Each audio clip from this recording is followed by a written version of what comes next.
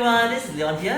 As many of you know, I'm Joanne's son. So today I'll talk about microgreens. Tauge is actually something that I do eat it, but it's not something I really love. Not like lady's finger that kind. So one day I was eating at the Admiralty Hawker Center, eating the mala hot pot, and there were those really big tauge, very nice, very crunchy, and it goes very well with the mala sauce.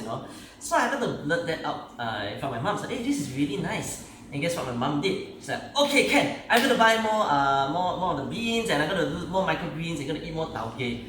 So she bought a starter kit, all the beans, and she bought 100 kilo of all these seeds. Like, wow!